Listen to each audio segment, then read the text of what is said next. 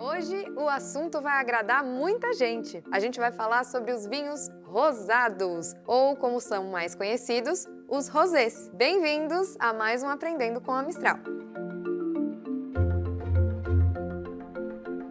Os rosés já foram o tipo de vinho mais esnobado pelos enófilos. Frescos, saborosos e gastronômicos, eles estão cada vez mais na moda ao redor do mundo. O rosé é um vinho que pode ir de um tom assim bem clarinho, parecido com o de um vinho branco, até um rosa mais profundo, lembrando a cor de um vinho tinto leve.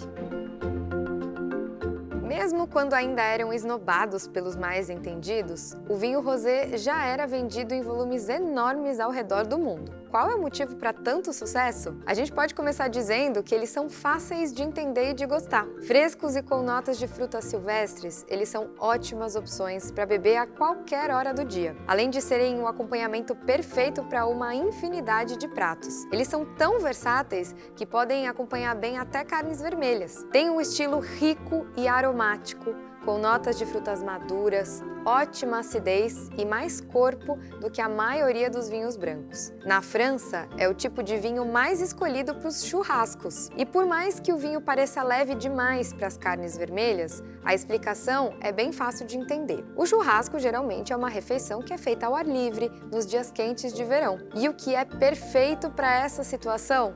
Um vinho que seja muito refrescante, mas que tenha um pouco mais de corpo para combinar bem com a carne. E como o vinho rosado é feito? Os produtores misturam vinho tinto com vinho branco? Ele é metade uva tinta e metade uva branca? Ao contrário do que muita gente pensa, a maioria dos vinhos rosados de qualidade não é produzida com a mistura de vinho branco e tinto. O rosé é, em geral, produzido com uvas tintas. A cor do vinho vem dos pigmentos das cascas das uvas. E para fazer esse tipo de vinho, o enólogo deixa o suco que está fermentando em contato com as cascas por um curto período. Quando o vinho chega na cor e no estilo que o enólogo quer, ele separa as cascas e segue a vinificação como se fosse um vinho branco. Esse contato com as cascas pode variar de algumas horas até vários dias.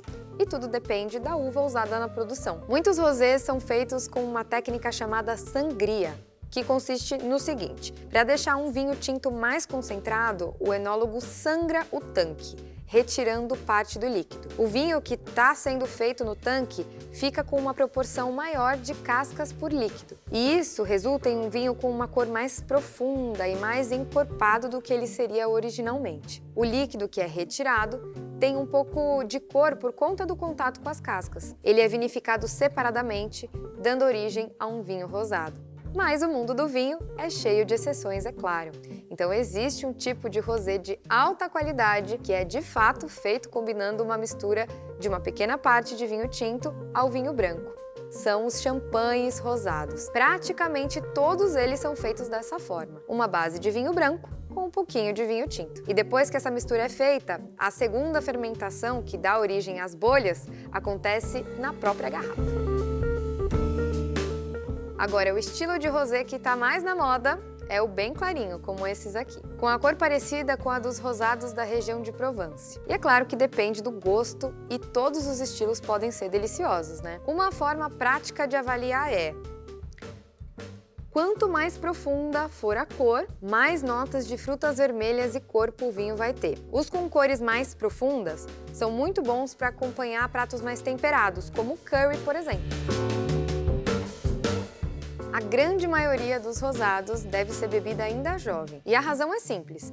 A maior graça desses vinhos são os aromas e o frescor. Então, se o vinho for guardado por muito tempo, ele acaba perdendo justamente essa graça. E, de novo, existem exceções. Alguns pouquíssimos vinhos rosados podem ser guardados na adega por vários anos, que é o caso dos cultuados Vinha Tondônia e Bussaco Rosado. E agora a nossa dúvida de sempre.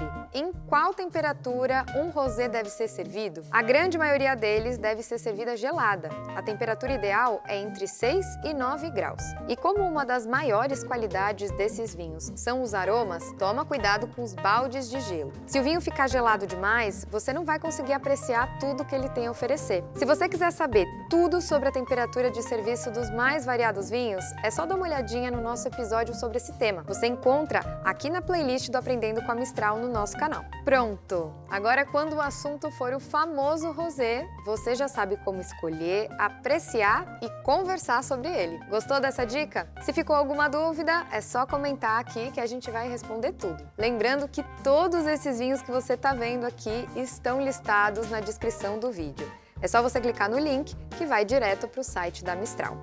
Não esquece de se inscrever no canal, ativar o sininho para não perder o nosso próximo episódio. Eu fico por aqui, até lá!